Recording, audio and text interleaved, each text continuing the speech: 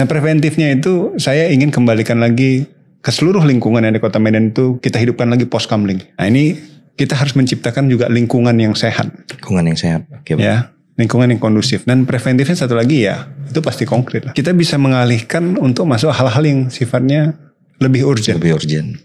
Yang bisa diutamakan. Itu salah satunya apa? Keamanan lingkungan. Keamanan lingkungan.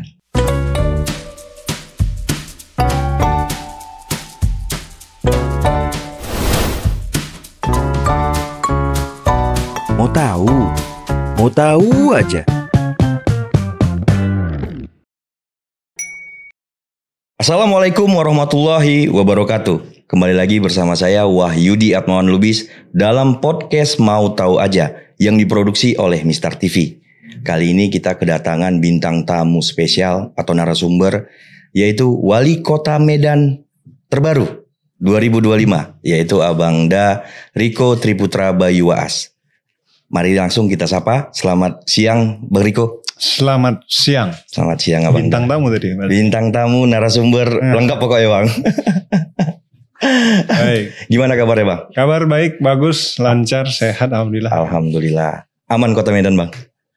Sedang berproses menjadi yang kita idealkan. Sedang berproses yang menjadi ideal ya Bang? Iya. Mantap, keren Bang. Nah, teman-teman kita di Mistar TV banyak yang ngagumin senyuman Abang nih Bang. Senyuman. Katanya penuh pesona yang tiada tara katanya Bang. Aduh. Bingung juga jawab saya Bang. Siap Abang dah. Setelah 2 bulan ini mungkin banyak sudah pemberitaan di media ya Bang. Yeah. Banyak yang sudah kepo lah ya, pengen tahu siapa sih Bang Riko, siapa Riko gitu. Mungkin saya pengen menggali sesuai dengan tema podcast kita Mau Tahu Aja Bang. Kalau nama, istri itu mungkin orang udah pada tahu lah ya. Yeah. Anak berapa, terus dari partai apa gitu kan. Kesenangan Abang sehari-hari selain sebagai wali kota apa aja sih Bang? Kesenangan ya? Iya, kesenangan. Kesenangan sebenarnya saya banyak baca. Siap. Sebenarnya kalau misalnya kesenangan saya lebih kebalikan ya, saya lebih senang kerja sebenarnya. Senang kerja. Ya senang kerja. Tapi ada satu hobi yang banyak orang nggak tahu. Apa itu Bang? Saya hobinya nyemir sepatu. Nyemir sepatu. Iya. Apakah ada filosofi atau? Nggak tahu kenapa. Nggak tahu ya? Jadi kalau pulang malam tuh kadang-kadang lagi, walaupun masih capek saya sering udah semir sepatu. Lebih ke kebiasaan. Kebiasaan. Pagi juga. Pagi. Nah, tapi nanti kalau udah satu selesai gitu, kayaknya yang sebelah nih perlu juga, walaupun nggak dipakai. Oh, nggak dipakai tetap disemir ya. Tapi disemir juga. Gitu. Oke, siap. Mungkin salah satu hobi yang senang di rumah. Senang di rumah. Kalau untuk yang kegiatan outdoornya Bang? Kegiatan outdoor itu seperti apa? Olahraga gitu. Olahraga juga hobi. Olahraga lumayan, tapi jalan. Kadang-kadang ada juga teman-teman ngajak olahraga nembak gitu. Nembak apa nih Bang? Burung? Enggak dong. Enggak. Nembak sasaran aja. Oh, nembak sasaran aja. Iya. Berarti di tempat latihan tembak gitu ya Bang? Siap. Tapi harus dipandu sama. Harus dipandu ya. Kita nggak boleh sendiri-sendiri. Nggak boleh sendiri ya. Oke. Bang, ini jabatan Abang sudah 2 bulanan lah ya. Kurang lebih ya dari Februari kemarin. Kira-kira Bang, setelah Abang menjabat sebagai wali kota Medan, poin-poin utama apa saja yang akan Abang benahi di kota Medan Bang? 2 bulan telah dilewati. Siap. Poin-poin apa? Banyak sekali ternyata laporannya. Banyak. Jadi bahkan setiap kita melakukan sebuah pergerakan ataupun suatu hal, apakah itu sidak, turun ke lapangan. Bahkan kalau misalnya satu problematika kita selesaikan, makin banyak nanti yang akan melaporkan. Artinya apa? Masyarakat itu begitu banyak yang membutuhkan perhatiannya secara keseluruhannya. Dan begitu kita lihat, kita review begitu banyak laporannya. Nah ternyata kita nggak bisa generalisir permasalahannya karena permasalahan itu begitu detail. Apakah itu permasalahan tentang Dukcapil? Apakah itu permasalahan tentang sampah? Lalu tentang keamanan. Ini ada nanti fase-masanya itu terus nih tentang permasalahan begal, ya, tentang permasalahan keamanan, tawuran. Nah nanti tiba-tiba permasalahan jalan rusak. Nanti kita benahi, besok nanti langsung Pak, di sini Pak, di sini Pak, di sini. Nanti keluar semua. Lalu permasalahan apa? Tentang permasalahan pelayanan publiknya. Pelayanan publik. Pelayanan publiknya itu mulai dari tingkat lurah maupun kecamatan, bahkan di instansi kepemerintahan di OPD terkaitnya. Yang begitu misalnya kita sidak, satu dapat, ya, nanti langsung melapor lagi yang lain. Yang ini Pak, yang ini Pak, yang ini Pak. Ini. Jadi banyak sekali. Banyak sekali ya. Yang memang harus kita benahi. Benar. Secara keseluruhan. Tapi yang terpenting kami melihat secara keseluruhan juga, salah satu yang memang harus dibenahi adalah manusianya. Pembangunan manusia. Pembangunan manusianya, yaitu bersumber salah satunya itu dari pendidikan, kesehatan, dan juga perjalanan itu memiliki lapangan pekerjaan. Lapangan pekerjaan, siap. Nah, supaya apa, ini supaya nggak berparadoks terus kita nih kan. Okay. Kalau nggak nanti akan saling kembali terus mencari apa permasalahan sejatinya itu apa. Akar permasalahannya apa. Jadi itu yang ingin kami bangun secara dasarnya. Nah, yang lainnya memang semuanya harus melakukan pembenahan. Yaitu tadi, jalan-jalan di Kota Medan itu harus baik semuanya. Drainasenya semuanya harus baik. Walaupun ini kita selalu lakukan pembenahan. Tapi kan harus ada grand plan besarnya. Bagaimana struktur kota secara keseluruhan, pembangunan drainasenya tidak boleh lagi ada yang tersumbat, banjir. Apalagi di tengah kota. Benar. Kalau kita bicara di Medan bagian utara, kita memang ada pasang surut. Permasalahan alam. Benar. Yaitu masuknya rob. Benar. Nah tapi kalau di tengah kota, begitu banjir, begitu hujan, dia banjir, dan lain sebagainya. Nah ini berarti ada permasalahan. Okay. Yang ini harus kami benahi.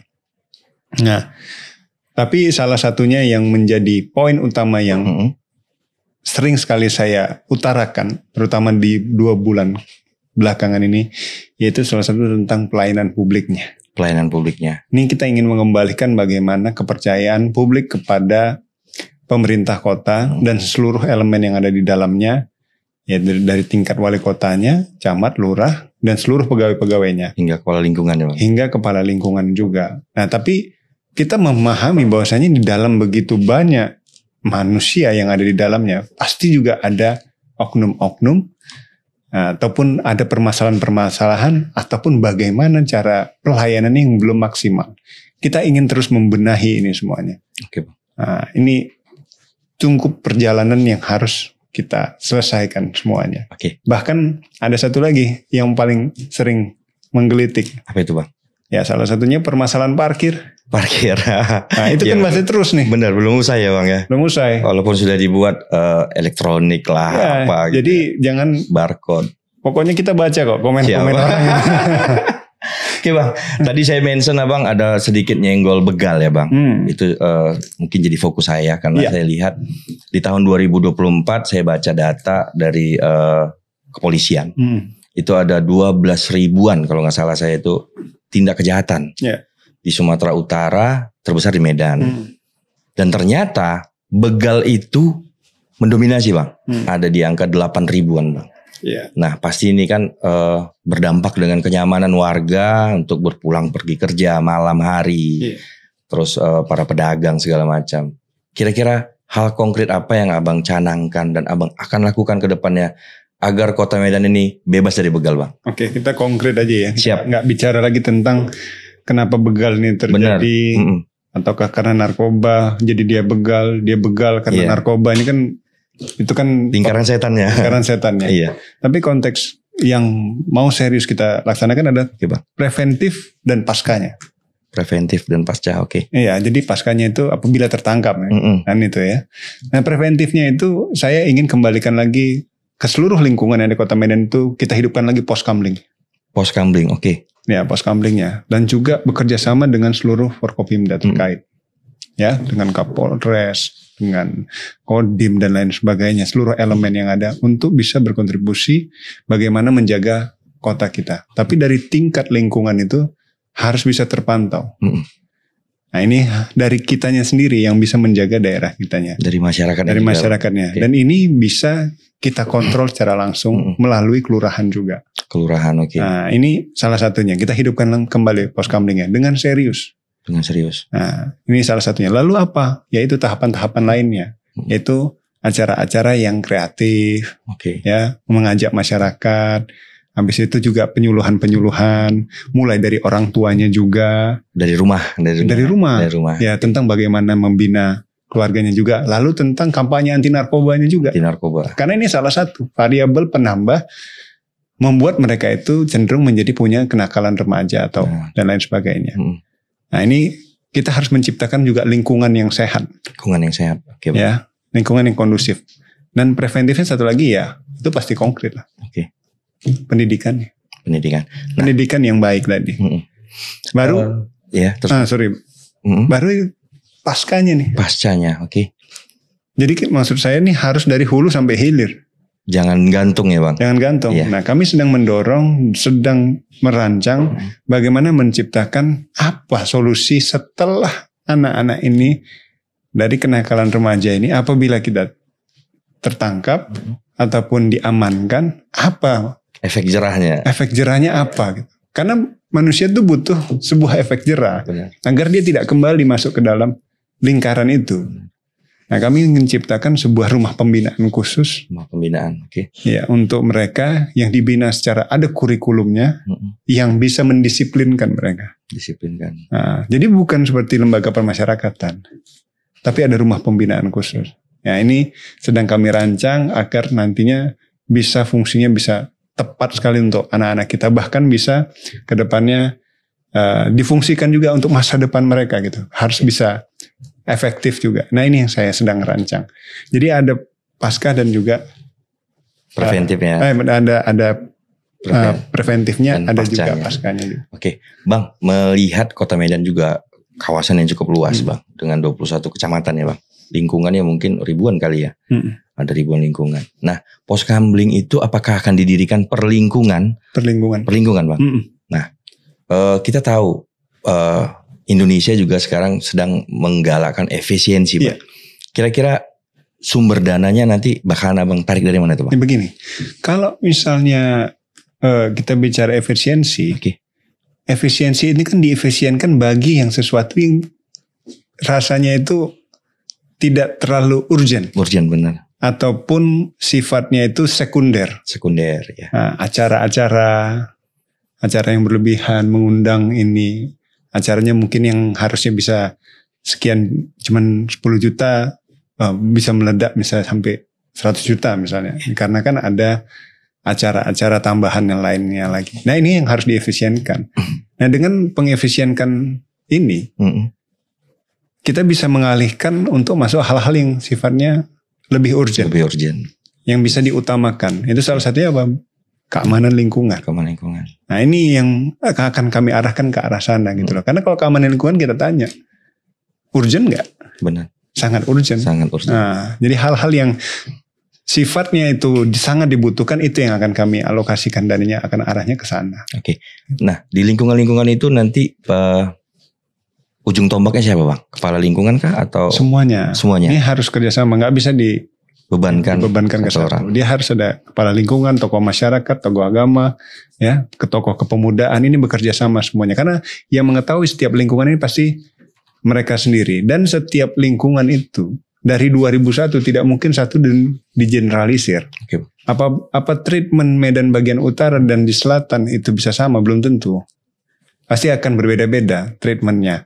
Treatment di Medan di bagian barat, di bagian timur pasti ada perbedaan-perbedaan. Makanya pasti harus disesuaikan dengan daerahnya masing-masing dan lingkungannya masing-masing. Dan kelurahan bisa mendata itu semua. Karena kami ingin setiap lingkungan itu juga bisa mendata apakah ada konflik antara rumah A dan rumah B.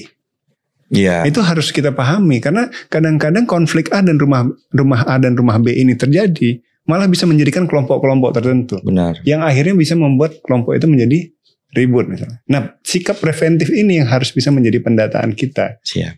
Nah, ini yang kami akan titipkan kepada sampai ke tingkat lingkungan di sana.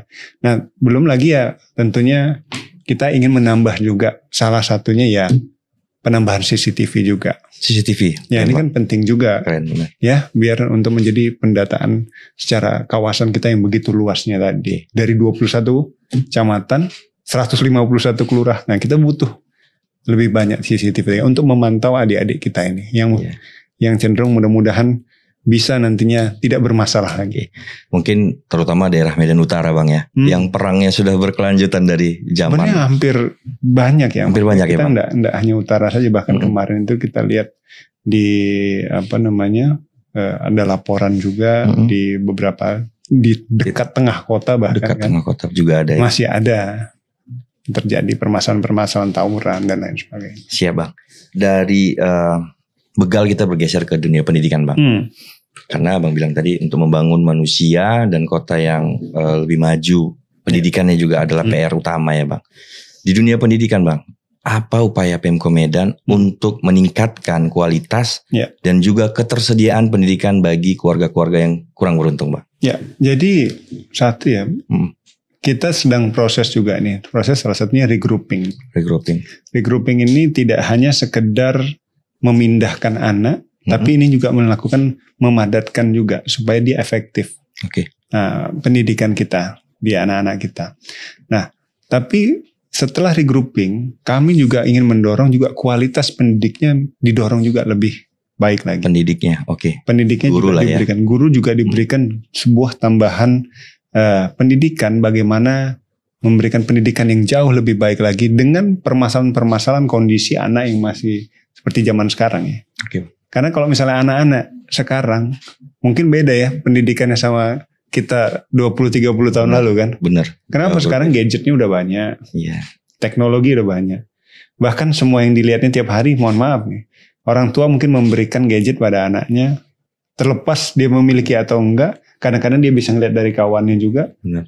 Dia lihat sebuah fenomena yang berbeda-beda. Acara-acara ataupun cerita-cerita yang berbeda-beda di gadgetnya dia. Nah, bagaimana menangkapinya guru zaman sekarang? Karena bisa saja anak-anak ini tidak hanya dia belajar di sekolah, tapi dia juga bergaul dengan kawan-kawannya.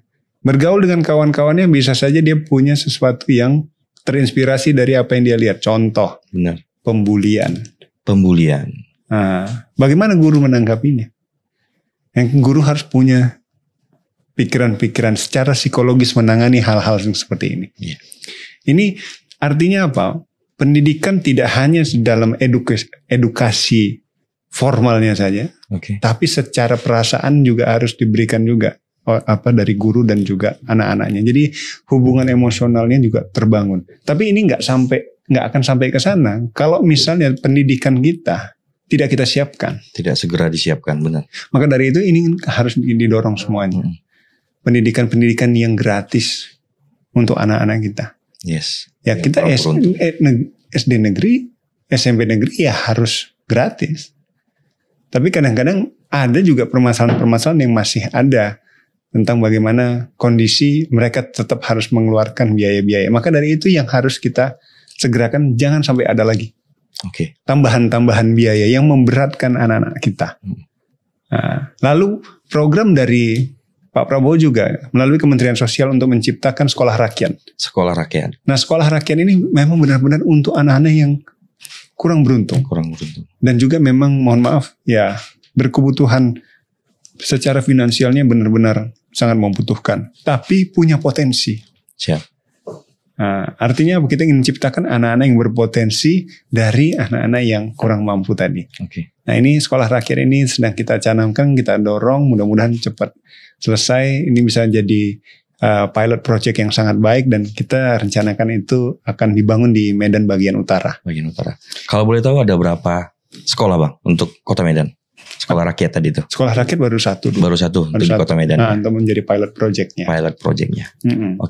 Nah, kalau dari jumlah sekolah yang sudah ada, kalau saya lihat dari data itu ada 1.800-an kalau nggak salah Bang.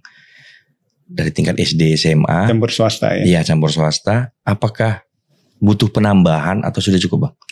Sebenarnya ada beberapa daerah yang membutuhkan tambahan sekolah. Salah satunya Medan di bagian utara. Nah, bahkan ada satu kecamatan yang masih kurang SMP. SMP-nya bahkan nggak ada. Bahkan nggak ada ya? Bahkan nggak ada. Tapi tahun depan akan ada. Keren. Nah, karena kami lakukan regrouping. Nah, dari regrouping sekolah kemarin, SD kami regroup. ya itu dari sekitar 380-an, itu sekarang regroup menjadi totalnya 296 SD. Oke. 296 SD menyisakan ada aset-aset yang bisa kami fungsikan menjadi SMP. SMP. Nah, tapi ya ukurannya jangan di pairing ratusan ya. Oke. Karena ada satu aset yang SD-nya itu ada yang 3. Oh gitu. Satu SD 3 digabungin. Digabungin ada kayak gitu. Jadi nominal SD-nya jangan diukurin, tapi ini mengukur asetnya gitu. Jadi ada aset yang setelah kami regroup itu ada bisa kita alihkan ke satu SMP yang sebelumnya tidak ada SMP di kecamatannya. Nah ini bersyukur ada tambahan. Nah, insya Allah mudah-mudahan tahun depan sudah bisa difungsikan SMP tersebut. Tapi untuk tahun ini kami rencanakan regroupingnya bisa selesai dan bisa dimasuk di tahun ajaran baru. Amin. Biar cepat sekolah anak gitu ya Bang. Bisa tapi bicara tentang pendidikan ya menariknya ya. Zaman sekarang itu kan pendidikan juga banyak ya. Benar. Caranya. Bahkan bicara tentang teknologi banyak juga yang bisa diajarkan untuk anak-anak kita gitu. Jadi dengan fungsi teknologi walaupun masih dalam keterbatasan, kita juga bisa mempelajari hal-hal yang sifatnya tidak normatif saja tapi bisa maju ke depan. Bahkan kami mendorong membuatkan ekstrakurikuler yang bisa menyesuaikan diri sampai di masa kini misalnya. Ya bagaimana pembuatan contoh-contoh membuat podcast seperti ini, konten-konten kreatif. Saya rasa kita udah harus masuk ke dalam dunia tersebut. Nah, dan juga peningkatan kualitas bahasa-bahasa asing juga. Bahasa asing. Kenapa? Ini masa depan kita. Kita harus bersaing dengan negara-negara luar. Adik-adik kita, anak-anak kita harus masuk ke dalam situasi yang bisa bersaing dengan dunia di masa mendatang. Ini salah satu yang ingin kami dorong ke pendidikan kita ke depan. Tapi pembenahan aset juga harus ada. Pembenahan aset ya.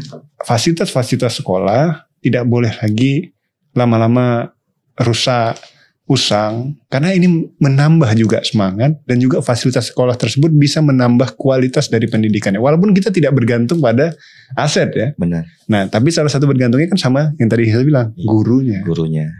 Nah inilah yang harus bisa dimaksimalkan ke depan. Untuk biaya gimana Bang kira-kira?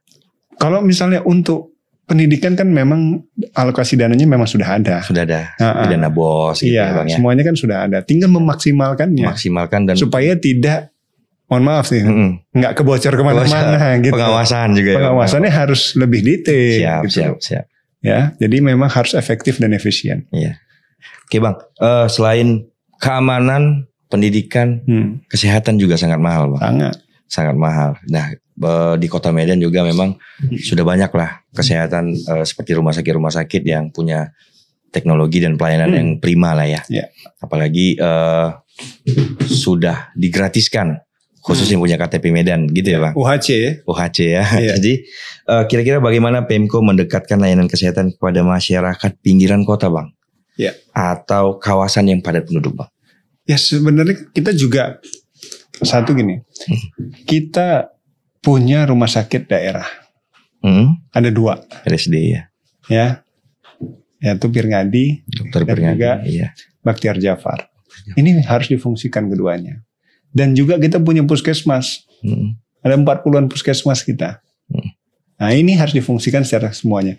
Tapi terpenting bagaimana memaksimalkan kualitas dan pelayanannya. Pelayanan lagi. Supaya nggak terjadi permasalahan-permasalahan yang selalu kita lihat di sosial media. Yang remeh ya Bang. Pelayanan rumah sakit begini, pelayanan puskesmas begini. Nah, ini harus benar-benar dibenahi. Kenapa? Kalau enggak, masyarakat nggak punya trust kepada dunia kesehatan kita. Sikit-sikit pineng ya Bang. Ya, sikit-sikit luar negeri. Ataupun ya kita tidak bisa membanggakan dari apa yang kita miliki di pemerintahan kota ini.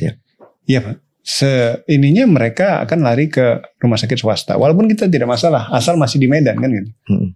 Rumah sakit swasta kita sudah cukup baik. Sudah berkembang baik. Tapi kan ini kan kita harus bergerak secara keseluruhan. Pemerintah dan swasta juga harus membuktikan pelayanan kesehatan kita itu benar-benar maksimal. Maka dari itu kami tetap mendorong UHC itu tetap bisa dipakai. Ya, masih menjadi program andalan dari pemerintah Kota Medan, ya UHC. Plus kita sampaikan ini harus menjadi UHC premium, yaitu pelayanannya. Pelayanannya.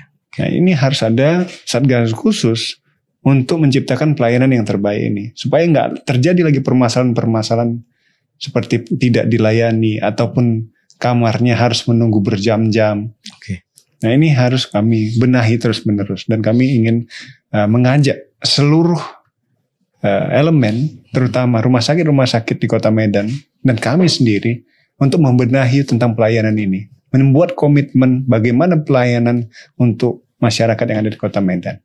Dan permasalahan melayani kesehatan juga tidak bicara tentang kita yang ada di Kota Medan yang berKTP Medan, karena yang berlalu lalang di Kota Medan, iya benar, banyak juga. Tidak hanya masyarakat Kota Medan. Benar. Medan ini kalau misalnya malamnya 2,5 juta.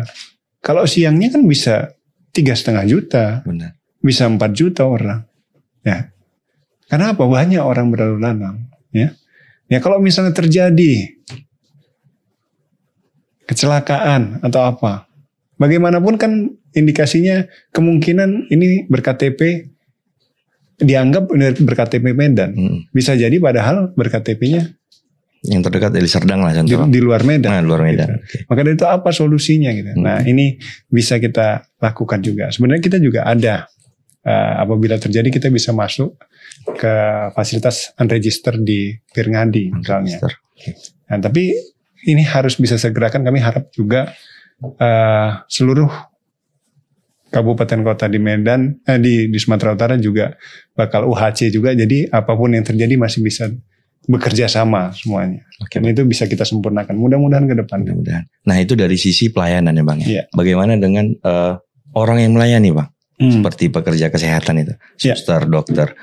Menurut Abang di Kota Medan apakah sudah mereka mendapatkan hak yang layak Bang? Ya jujur saja. Ya hak layaknya memang harus lebih dimaksimalkan. Dimaksimalkan lagi. Harus lebih maksimalkan. Karena kalau enggak ya itu paradoks juga. Benar. Karena bisa-bisa bagaimana mereka mau melayani dengan baik. Itu dia. Mereka juga nggak puas gitu dengan hak yang mereka terima kan. Ya. Tapi memang kita harus mencari cara yang terbaik. Siap. Kita juga jangan selalu bertanya tentang kitanya, tapi kita harus bagaimana memberikan pelayanan yang terbaik juga. Karena kita memang sudah menyiapkan diri untuk menjadi pelayan masyarakatnya. Siap. Harus mengabdikan diri untuk itu, tapi harus ada solusi di masa mendatang supaya tidak terjadi ketimpangan juga dan juga bisa bekerja secara profesional. Secara profesional. Nah ini harapan lah tentunya ke depannya. Tapi berbicara tentang pelayanan, ya kalau misalnya kita lagi sakit ya, kadang dilayani dengan baik saja.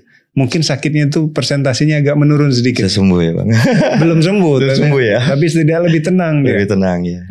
Mungkin dia lagi sakit atau apa dilayani dengan baik. Keluarganya diberikan ketenangan juga. Nah itu kan salah satu pelayanan yang bisa menambah gitu value-nya. Kadang merasa bahwasanya aduh capek juga ya kalau misalnya harus satu-satu gini. Tapi kalau bekerja sama semuanya, ini bisa berubah juga. Bagaimana dunia medis kita di Kota Medan ini. Benar. Itu karena apa? Itulah yang dilakukan negara di samping kita ini. Benar. Pelayanan mereka maksimalkan. Setiap penyakit itu dikomunikasikan dengan dokter-dokter yang menanganinya, yang terkait dengan maksimal. Nah, pertanyaan emang kita nggak begitu? Ya kita juga begitu. Kita juga bisa begitu. Nah tapi bagaimana ada berapa yang masih belum melakukannya. Nah, ini harus merata semuanya. Dan memberikan kepastian kepada para pasien-pasiennya. Agar kami benar-benar mau melayani Bapak Ibu semuanya. Pengalaman pribadi nih Bang. Saya pernah berobat ke rumah sakit Dr. Pirngadi Medan. Pada saat itu saya sesak. Dilayani dengan dokter muda yang cantik. Sesaknya hilang Bang. Oh gitu ya. Ini betul ini? Bener Bang. Enggak, hanya intermezzo aja Bang. Nah, ini bener apa enggak ini? Tapi memang ini menarik ya. Kadang-kadang saya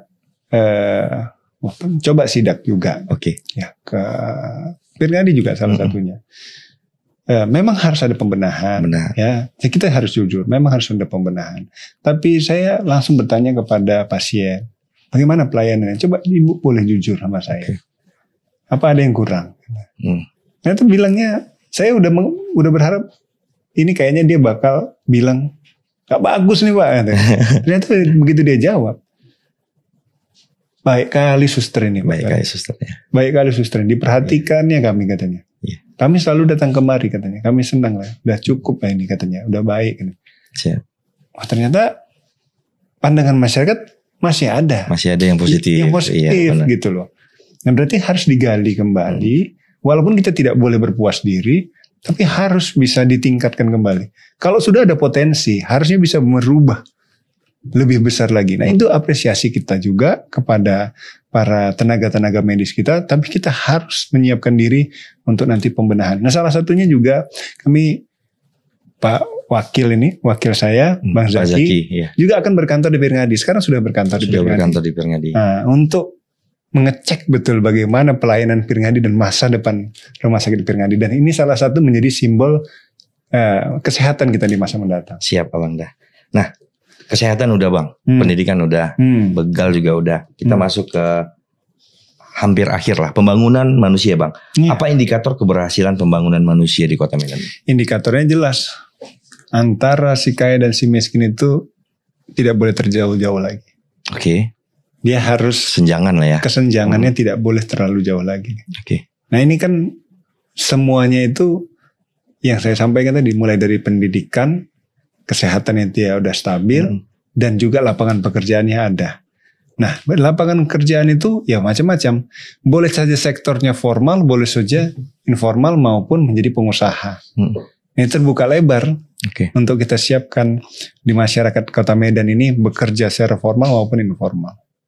Nah, tapi kita harus menggali terus apa yang kita miliki di Kota Medan ini. SDM kita begitu banyak sebenarnya yang punya potensi, tapi banyak yang belum mendapatkan kesempatan. Apa solusinya? Bagaimana penyaluran tenaga kerja kita ini semuanya? Kami harus menyiapkan bagaimana penyaluran tenaga kerja yang tepat kepada yang membutuhkan juga. Terutama masih banyak beberapa daerah yang terkadang nggak mendapatkan kesempatan untuk bekerja di daerah mereka sendiri bahkan. Nah, akhirnya malah yang dari luar yang banyak datang masuk.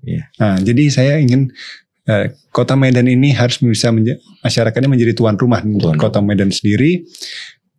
Secara SDM kita bentuk, stigma kurang baiknya juga harus kita hapuskan. Kita harus meningkatkan kualitas pendidikan kita dan juga SDM kita hingga menjadi anak-anak yang mumpuni. Kesempatannya harus dibuka dan juga bagaimana ruang pekerjaan itu dibuka secara lebar. Dan juga untuk para pengusahanya.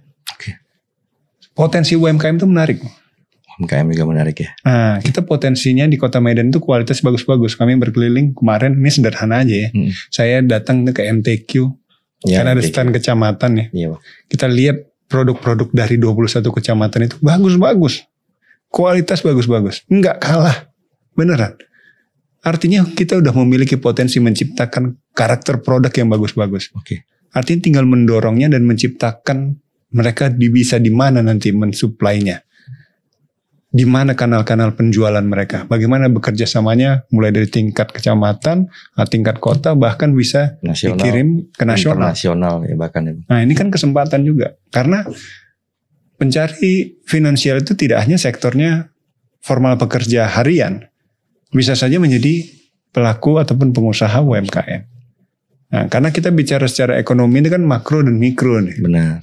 Ya ada sektor industri, ada sektor mikronya ini sendiri-sendiri menjadi pengusaha. Dua ini harus bisa memberikan efek baik kepada masyarakat Kota Medan dan juga mempersempit jauhnya ketimpangan sosial tadi. Oke Bang. Abang masih muda lah kita bilangnya. Kira-kira ada pesan dan harapan untuk anak muda Kota Medan 5 hingga 10 tahun ke depan Bang? Satu, anak muda Kota Medan harus percaya diri sama kotanya sendiri. Percaya diri dengan suku yang kita miliki. Ya, kita banyak sekali suku budaya, keberagaman. Harus berani bilang saya orang ini gitu ya. Sukunya ini gitu loh. Dan jangan malu, kita punya karakter budaya yang kita miliki sekarang.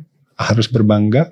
Kita harus terus belajar menggali, satu mulai dari sejarah yang kita miliki, hingga apa planning ke depan yang harus kita ciptakan, memberikan inspirasi kepada orang lain, ya, dan berkarya untuk Kota Medan sendiri. Itulah yang saya sampaikan, Medan untuk semua, semua untuk Medan. Semua untuk Medan. Medan ini harus bisa dimiliki semua suku, budaya, agama, ras, etnis, ya. Kesempatan harus diberikan untuk semuanya.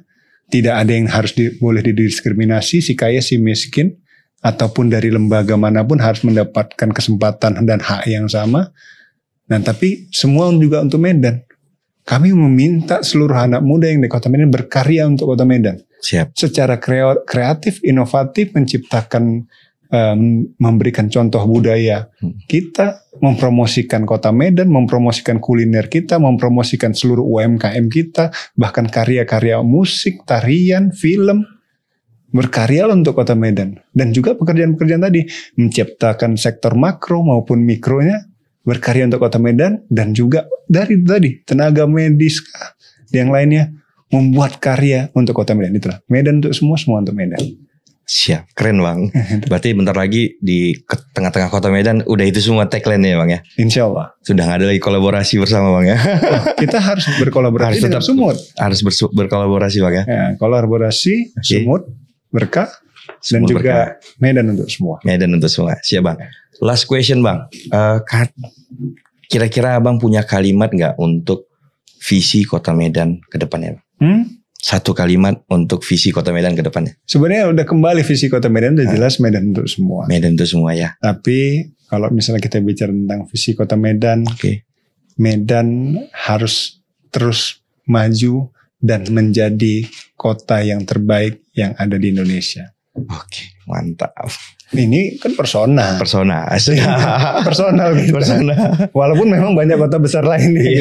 Iya. Kota besar lain. Tapi kan kita pengen kota ini menjadi kota yang terbaik di Indonesia. Dari segi apapun. Terserah. Masyarakat juga sangat kepingin Bang. Karena kita bilang. Kalau misalnya dari segi keberagaman. Kita serasa keberagaman kita menarik yang di Kota Medan. Mudah-mudahan menjadi yang terbaik. Kalau misalnya kuliner. Ayo. Boleh gak kita tanding ya. Iya, sama yang lain. Ya silakan gitu ya. Iya. Kami boleh dong menganggap bahwasanya kuliner kami yang terbaik yang ada. Nah, itu yang kami harapkan. Kita ingin Kota Medan itu menjadi kota yang dipandang secara nasional adalah kota-kota yang terbaik. Kota terbaik. Amin. Iya.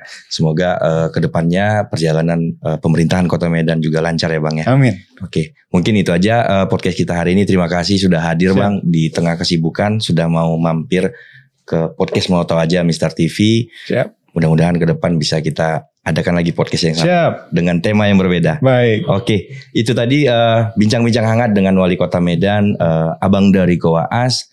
Tetap kepo, tetap tahu. Sia. Mau tahu aja.